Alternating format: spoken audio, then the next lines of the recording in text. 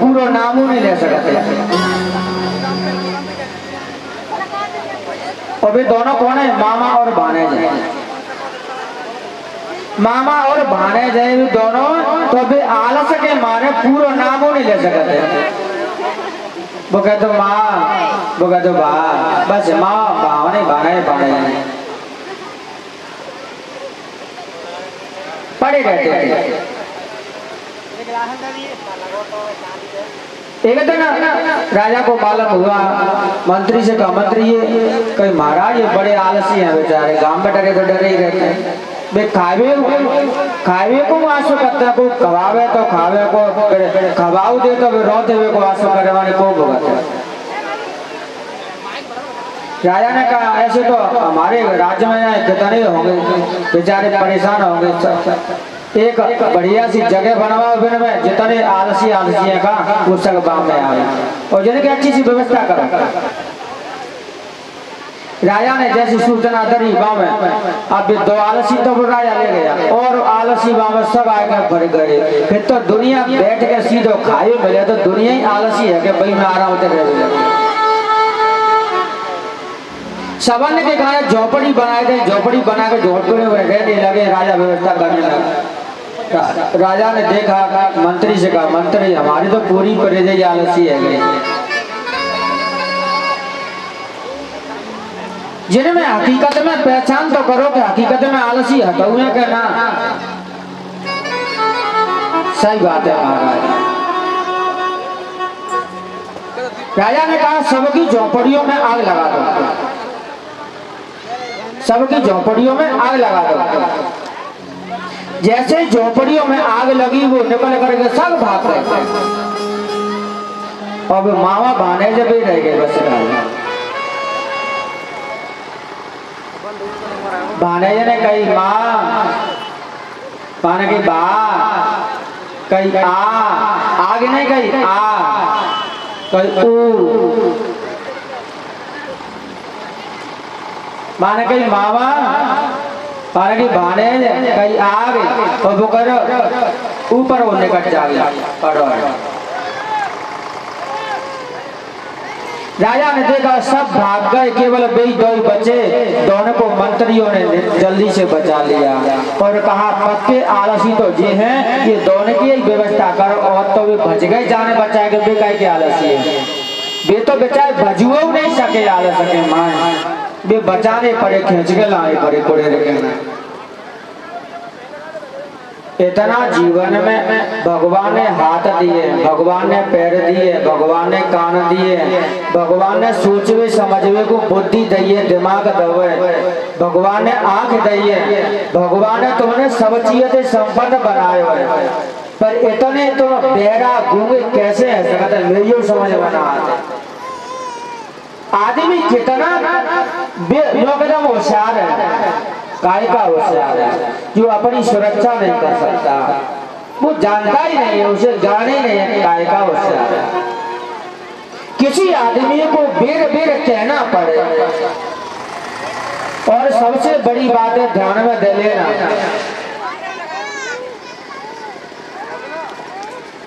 बैल से नहीं कही जाती कि तू बैल बन, शुगर से नहीं कही जाती कि तू शुगर बन, किसी से नहीं कही जाती है कि तू बने, केवल आदमी से कही जाती है कि मांस बने, मांस बने। पर मांस है ना, मांस बनने की तो बड़ी बात है, वो कछुआ ना बने बात, पशु इतना तो भी जानता है। मनुष्य को सदैव अपने होश में, हवास में, ज्ञान में रहना चाहिए, जानकार रहना चाहिए। भूल बाई चांस होती है पर सदा ही वही पे रहे तो अच्छा नहीं रहता।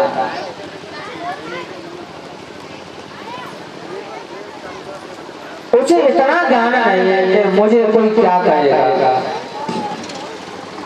मैं अच्छा लग रहा हूँ या ना लग रहा हूँ, मुझे कोई अच्छा कहेगा या नहीं कहेगा। अपने मन में होशियार जानता है क्या होता है। श्री सुखदेव जी महाराज कहने लगे, राजा सबके बारे वंशों के बारे में विवरण सुनाया। सुखदेव जी ने, राजा परीक्षित ने कहा, प्रभु भगवान श्री कृष्ण वहां तक सब सुना, परंतु इनका मैं विस्तार से चरित्र सुनना चाहता हूँ, वो कृपा करके सुना। वासुदेव कथा प्रसन्नं पुरुषास्त्रेण पुनाते भक्तारं प्रजगं श्रोत्रस्त्र पादसलिलं यथा। भगवान वासुदेव की कथा 3 जनों को पवित्र करती है, श्रोता को, वक्ता को और प्रसन्नकर्ता को, जैसे श्री गंगा जी का जल 3 जनों को पावन करता है, दर्शन, स्पर्श और पान करने वालों को।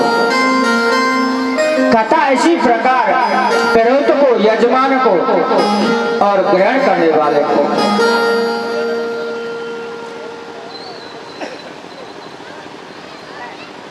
हे राजा, अभिमानी राजा जिनका सदा दैत्यों का सा स्वभाव, उनकी अधिक सेना के भार से पृथ्वी अत्यंत दुखी होकर, जैसे त्रेता युग में पाप बढ़ने से गाय का रूप धारण करके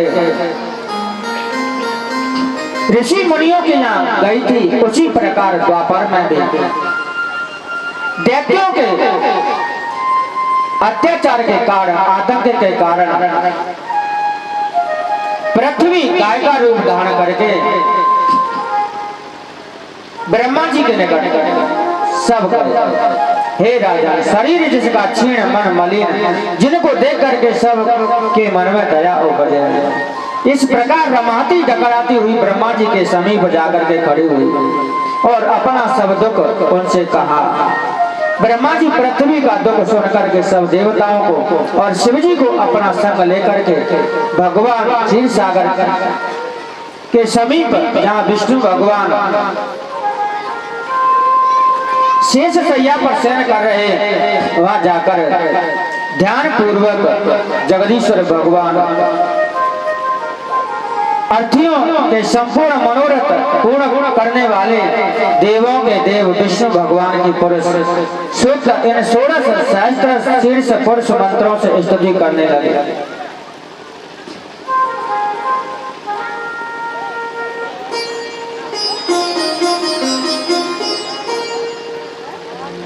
तत्र गत्वा जगन्नाथं देवदेवं प्रसाकपिं पुरुषं पुरुषसूक्तेन उपास्तते समाहित गिरं समादो गगने समीरतां निशम्य वेदास्त्रियदशार्वाच गावो पारसी में सड़तामरा पुनर्विधीयतामसुततेवमाचरम्।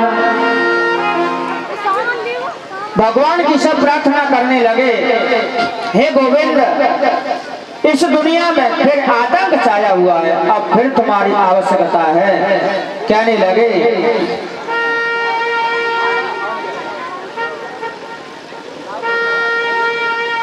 हे परमात्मा, तुम्हारा नाम ही कल्याण करने वाला है, बड़ा है दुनिया में। दुनिया में बड़ो तेरो नाम, दुनिया में बड़ो तेरो नाम, गोविंद आ जाइयो। दुनिया में बड़ो तेरो नाम, गोविंद आए जाइयो। दुनिया में बड़ो तेरो नाम, गोविंद आए जाइयो।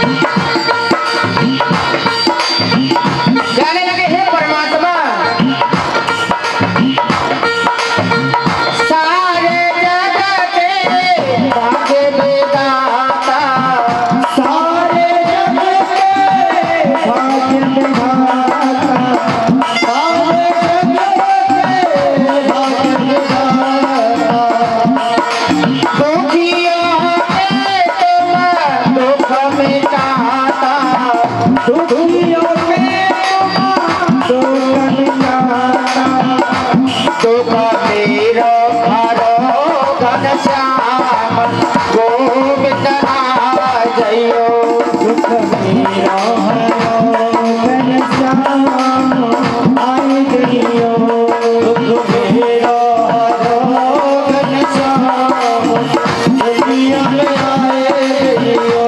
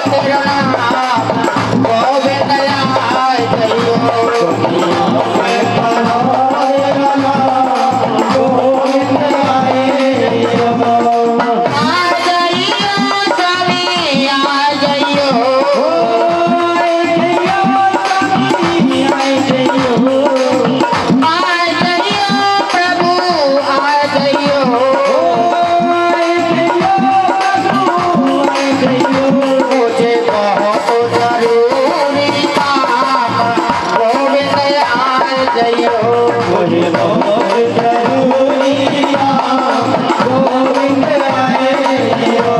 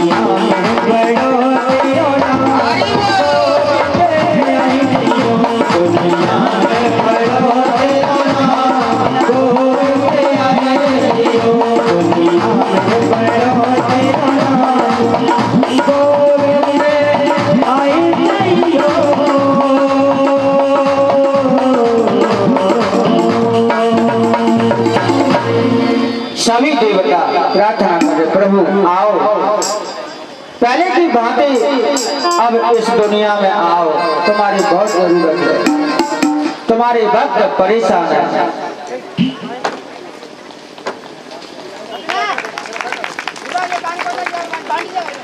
भगवान ने आकाशवाणी की कि आप जाएं और ब्रज में जाकर के मेरी मदद के लिए सभी गोपी और ग्वाल बन करके सब आए। मैं वसुदेव के घर आकर के मैं अवतार लूंगा, देवकी के उधर से मैं अवतार लूंगा।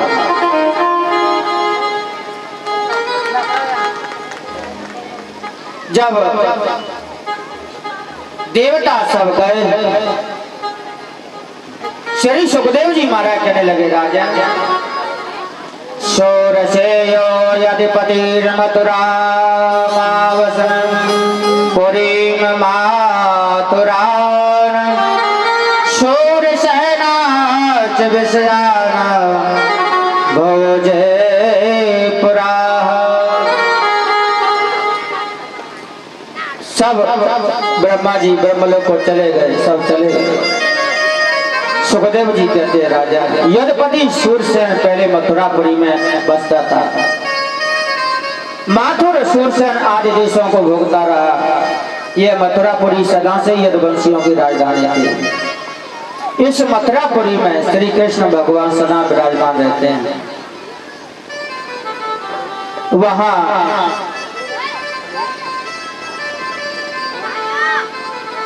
कंस की अनीति से उग्रसेन अत्यंत दुखी रहते थे और उग्रसेन का भ्राता जो देवक था, उसकी कन्या देवकी जब विवाह के योग्य हुई तब उसने उग्रसेन और कंस से पूछा किस लड़की का विवाह किसके साथ में करें। कंस बोला आजकल यदुवंशियों में सूरसेन बड़ा तेजस्वी है और प्रतापी राजा है, उनके पुत्र वसुदेव के साथ में इसका विवाह कर दो तो अच्छा है। देवक ने उसी समय एक ब्राह्मण को बुला करके शुभ लगन निश्चित करा। राजा सूरसेन के घर टीका भेज दिया। सूरसेन बड़ी धूमधाम से बारात सजा करके सब देश के नरेशों को संग ले सब यदुवंशी मिले मथुरापुरी में वसुदेव जी को विवाह ने के लिए गए। जब बारात मथुरा के समीप आई तब उग्रसेन देवक और कंस अपनी सेना संग ले आगे आए। आदर सत्कार कर आगोनी कर बारात को नगर में लाया। बड़ी धूमधाम से पूरा कार्यक्रम हुआ, विवाह हुआ। कंस अपनी बहन के विवाह में ऐसा सज्जन बन गया सबको अच्छा बुला बुला करके सबका मान सम्मान करने लगा।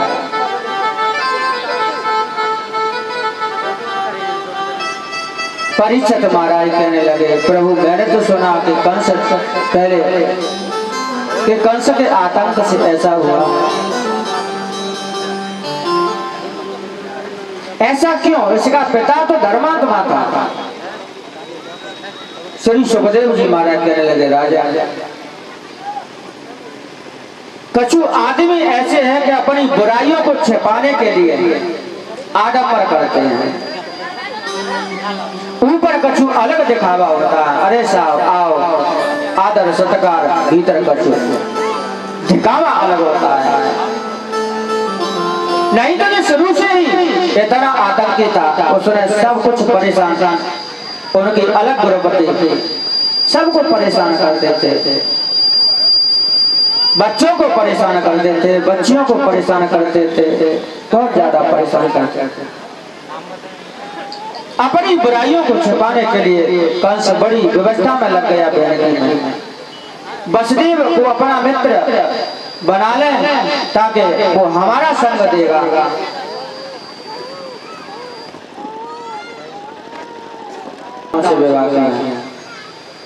अपनी बहन की विदाई के लिए वो स्वयं रथ में अपनी बहन को बैठा करके अपनी बहन से कितना प्रेम जता रहा था।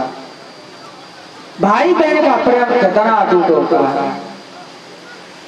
वो इतना प्रेम दिखाता था बहन पर, बहुत ज्यादा लाड़ प्यार दिखा रहा था।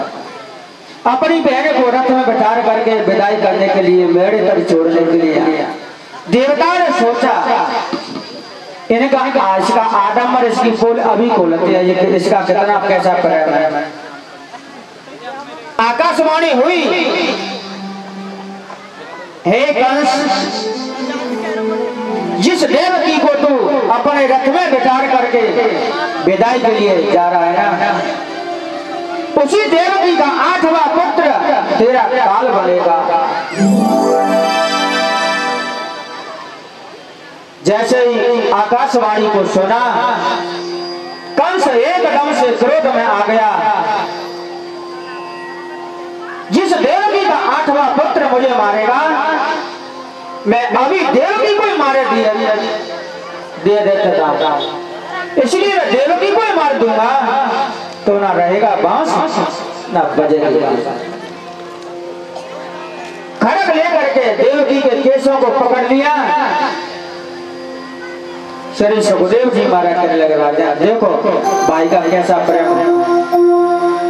बदलने में समय नहीं लगा, हाल ही बदल गया। सोच विचार भी नहीं किया, ये नहीं किया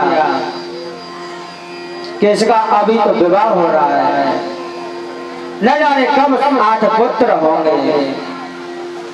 पहले 7 पुत्र होंगे, फिर 8वां पुत्र होगा, वो बड़ा होगा। जब जैसा होगा तब जैसा पुत्र के बारे में बहन को कितना प्रेम करता था और हाल ही बहन को मारने के लिए तैयार हो गया। वसुदेव ने देखा और कहा, हे मित्र, तुम देवकी को क्यों मारते हो? तुम्हारा बैर तो इन पुत्रों से है। ये इनके पुत्र होंगे ना देवकी के गर्भ से, मैं उन सभी पुत्रों को लेकर के तुम्हारे पास में ला करके तुम्हें सौंप दूंगा। फिर जैसा तुम्हें अच्छा लगे वैसा करना। देवकी को क्यों मारते हो बेचारे? ये तो तुम्हारी बहन है। और फिर इतनी जनता में कोई क्या कहेगा, ये कैसा बलशाली कंस है, एक अबला बेचारी बहन को ही मार दिया। इसमें क्या तुम्हारी शूरता होगी, वीरता होगी? कंस ने कहा तो ठीक है। कंस जानता था तो वसुदेव सत्यवादी है, झूठ नहीं बोलता। हाँ कर दी तो कर दी। कैसा सत्यवादी है? उसने कहा तुम अपने पुत्रों को ला करके मुझे दे देना, मैं उनको मार दूंगा। अपने पुत्र को मरवाने के लिए अपनी बात को नहीं छोड़ते।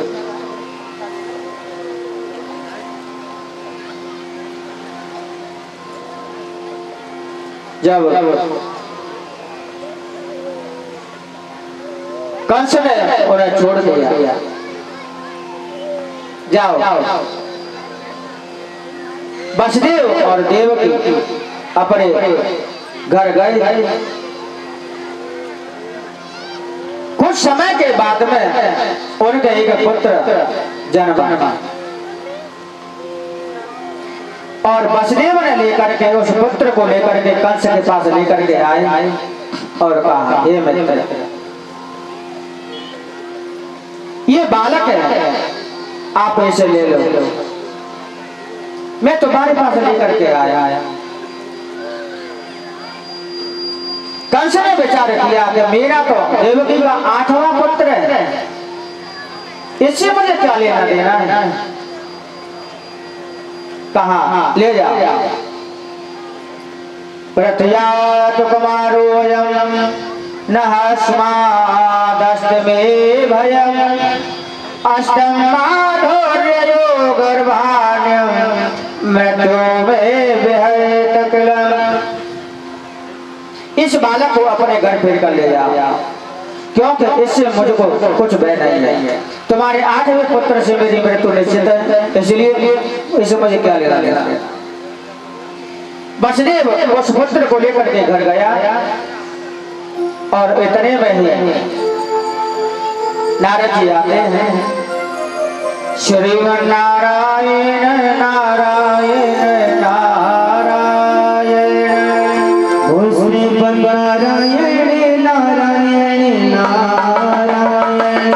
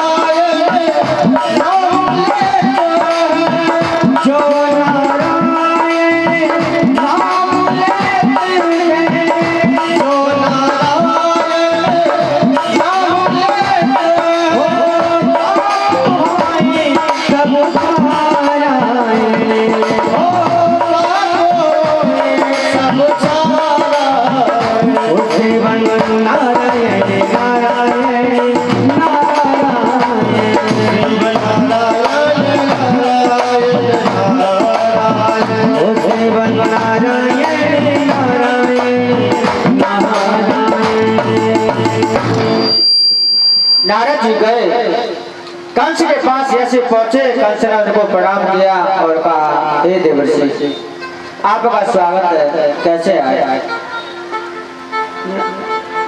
नारद जी ने कहा, हे कंस, मैं तो जानता था कि आप बहुत बड़े जानकार हैं, परंतु आप तो बिल्कुल नहीं, मैं जैसा सोच रहा था वैसे नहीं निकले। कंस ने कहा, क्या हुआ। तो उन्हें अभी अभी उस बालक को वापस भेज दिया। हाँ भेज दिया। अरे देवकी का 8वां पुत्र मेरा काल है ना, ये पहले दूसरे से मुझे क्या लेना देना।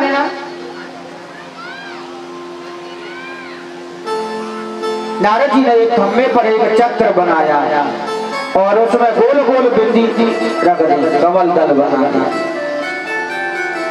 और कहा, हे कंस, बता सकते हो कि इसमें कौन सा बिंदु 8वां है। यहाँ से गिनोगे तो यहाँ हो जाएगा, जैसे गिनोगे छह हो जाएगा, कहाँ से गिनोगे ताई 8। तुम जानते हो देवताओं की चालों को। कंस ने सोचा अरे ये तो मैंने सोचा ही नहीं था। कंस गया दौड़ करके वसुदेव लाओ उस पत्र को, उस पत्र को लिया, दीवार से फेंक करके दे दिया, मार डाला। और कंस ने वसुदेव और देवकी को दोनों को बंद गृह में डाल दिया। नारद जी ने कहा तुम देवताओं को नहीं जानते, जो जितने हैं जो ब्रज में नंद आदि से लेकर के गोप ग्वाल तक जो सब गोपी ग्वाल जितने ब्रज में जो है ना वो सभी जो देवी देवता हैं और जो अपना कार्य बनाने के लिए आए हैं। कबीर का विश्वास जो तुम्हारे आसपास सभी है ना पूरे ब्रज में सभी देवी देवता आए हैं, इनको वैसे ही मत समझना। कंस को सजग कर दिया और देवकी वसुदेव को जेल में डाल दिया। धीरे धीरे दूसरा पुत्र, तीसरा पुत्र, चौथा पुत्र, पांचवा, 5 पुत्रों को मार चुका। छठवें में बलदेव जी आते हैं। देवकी के गर्भ में बलदेव जी आते हैं और भगवान की योग माया के द्वारा बलदेव जी को रोहिणी के गर्भ में भेज देते हैं। कंस ने देखा कि देवकी का 7वां गर्भ खंडित हो गया, ऐसा जानकारी पहरेदारों ने दिया तो हंसने लगा। अब तो देवता, अब तो बालक गर्भ में आने से पहले ही भाग जाते हैं मेरे भय के कारण। सप्तमो वैष्णवं धामं यमनन्तं प्रचचते गर्भो बभूव देवत्या हर्षशोक विवर्धन। पहले ही जाकर के भाग गया। विष्णु भगवान की कला से जिनका नाम कहते हैं वो देवकी के गर्भ में स्थित है। हुए गर्भ में देवकी को हर्ष शोक का बढ़ाने वाला हुआ, क्योंकि आनंद रूप भगवान का अवतार होगा।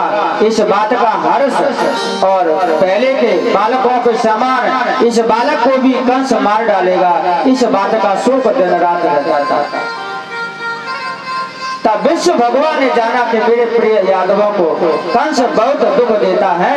उस समय अपने नेत्रों से योग माया को प्रकट करके उसको आज्ञा दे दी। उन्होंने अपना काम किया योग माया के द्वारा वहां आए और कुछ समय गर्भे प्रणीते देवज्ञा रोहिणी योगनिन्द्रया अहो विश्रम सतो गर्भते पौराबे चुक्रसोह। रोहिणी के यहाँ बलदेव जी आते हैं। श्री सुखदेव जी महाराज कहते हैं राजा जब पूरे दिन हुए तो श्रावण सुदी 14 बुधवार को बलदेव जी ने गोकुल में जन्म लिया। बोलो बलदेव भगवान की। जब 7वां पूरा हुआ 8वें गर्भ में शिव भगवान नारायण आते हैं। जब भगवान आए गर्भ में तो सभी देवताओं ने उनका आकर के स्वागत सत्कार की प्रार्थना करी। स्वागतम कृष्णा सुस्वागतम कृष्णा, स्वागतम कृष्णा सुस्वागतम कृष्णा, स्वागतम कृष्णा सुस्वागतम कृष्णा, स्वागतम सुस्वागतम स्वागतम करे आगतम के ओ स्वागतम सोई स्वागतम करे आगतम के ओ स्वागतम सोई स्वागतम करे आगतम के ओ स्वागतम सोई स्वागतम करे आगतम के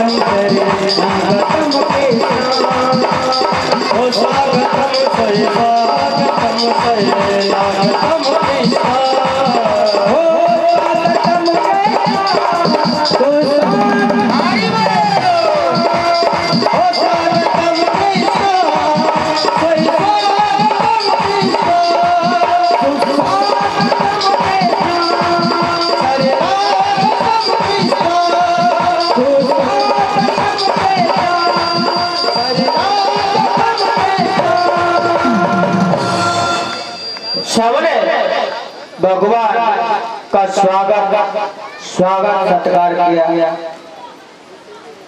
भगवान देवकी के घर में आते हैं और समय आया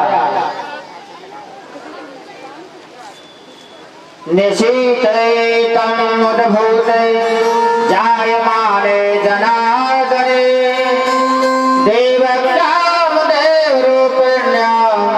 विष्णु सर्वगुहाशय।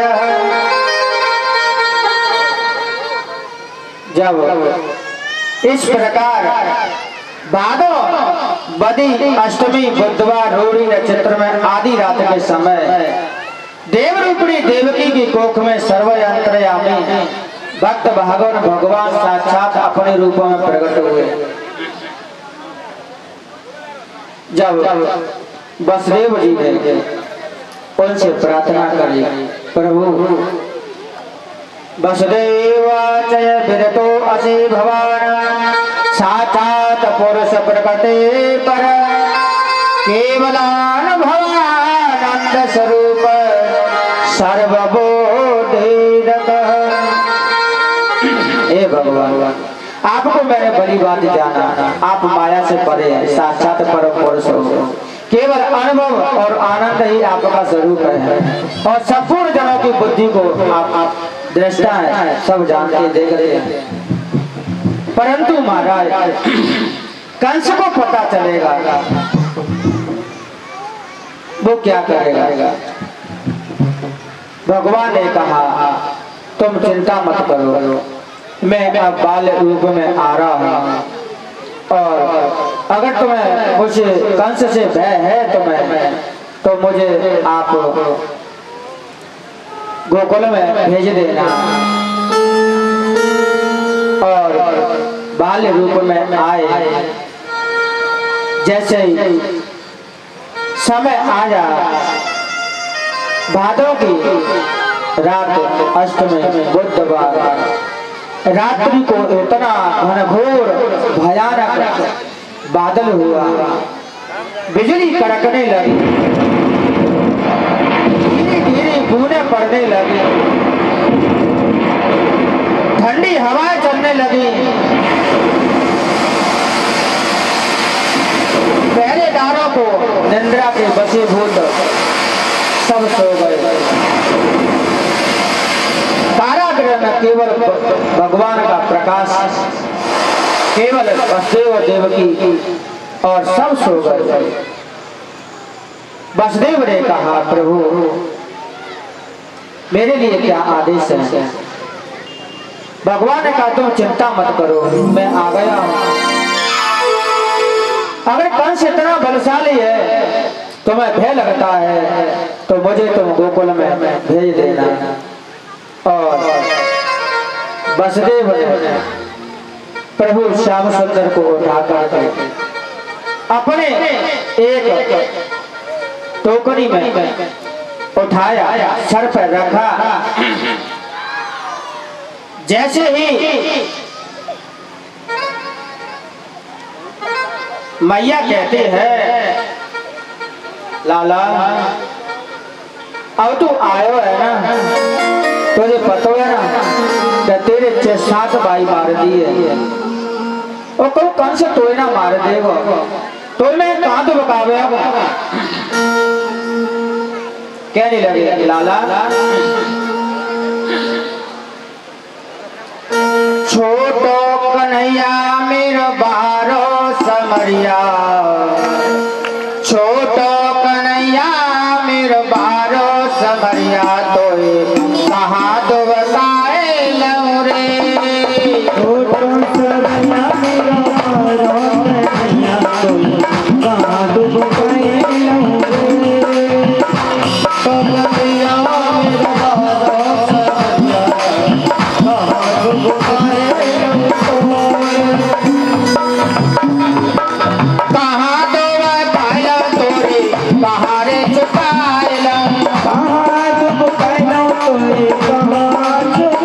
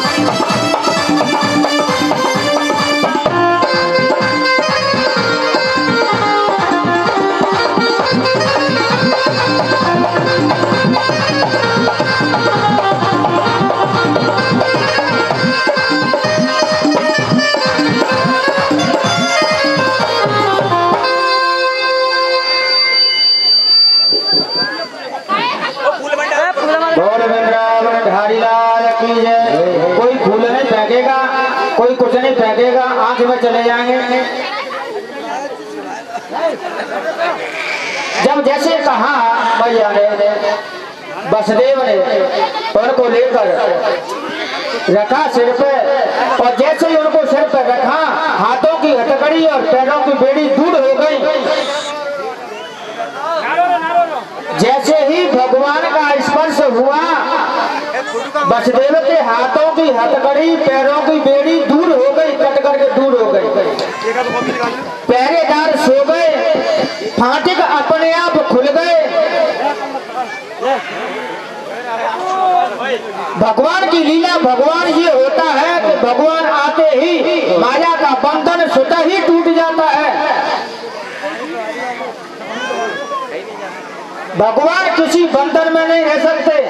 भगवान का भक्त भी किसी बंधन में नहीं रहता। भगवान का संबंध होते ही माया का बंधन, संसार का बंधन टूट जाता है। वसुदेव श्याम सुंदर को लेकर के गोकुल के लिए जाते हैं। भगवान की शक्ति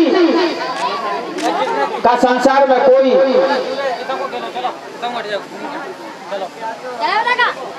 वो सर्वेश्वर है।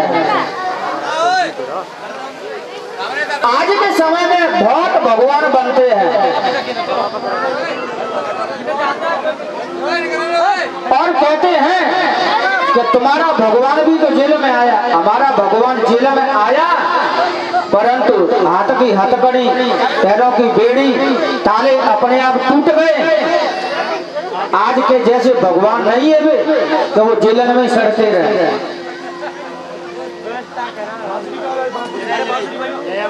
भगवान का संबंध पाते ही तो सारा बंधन टूट जाता है, जीवन मरण का बंधन छूट जाता है। वसुदेव जी लेकर के जाते हैं, घनघोर वर्षा होती है। शेष महाराज जी आते हैं, ऊपर छाया करते हैं। यमुना जी में बहुत असरार धारा बहती है। जैसे ही वसुदेव ने यमुना जी में प्रवेश किया, यमुना जी ने इतना विस्तार बढ़ाया, भगवान के पैर छूने के लिए आए। वसुदेव जी घबराने लगे कि मैं डूब जाऊंगा। भगवान ने अपना पैर पल्ले से नीचे छोड़ा, पैर के छू करके और उतर गए। गोकुल में वसुदेव जी पहुंचते हैं, रात्रि का समय है। जसोदा के पास में लाला को लेटाते हैं। वह कन्या एक उन्हें सोती हुई मिली। उस कन्या को लेकर के जैसा भगवान ने आदेश दिया था, वैसा ही वसुदेव ने किया कि आप मुझे यशोदा के पास पहुंचा देना, वहां मेरी योग माया तुम्हें मिलेगी, उसे लेकर के चले आना। और जैसे ही परमात्मा का संबंध दूर हुआ, माया का संबंध हुआ, वापस ही कारागार में आए। फाटक बंद हो गए, ताले लग गए, हाथों की हथकड़ी, पैरों की बेड़ी अपने आप लग गई और पहरेदार जगे। वो कन्या रोने लगी। जैसे पहरेदारों को मालूम हुआ, दौड़ करके गए, महाराज महाराज क्या हुआ? देवकी के 8वां पुत्र नहीं महाराज, पुत्री हुई है। ये कैसे हो सकता है? आकाशवाणी झूठ नहीं बोल सकती है। कंस गया, देखा, कंस ने कहा तुम्हें अवश्य कोई चालाकी की है और इसकी अदला बदली की है। किसी ने कहा महाराज हमें तो पता ही नहीं है, हम तो सो गए। कंस ने इस समय जो पहरेदार थे उनको सबको मरवा दिया। दौड़ करके गया, उस कन्या को छीन करके लाया और कहा मैं इनका विश्वास नहीं करता हूँ देवताओं का। क्यों कि स्वयं विष्णु मोहिनी रूप बन करके स्त्री का रूप धारण करके दैत्यों को भ्रमित किया, देवताओं को अमृत पिलाया। हो सकता है कि ये लड़की बन करके मुझे भ्रमित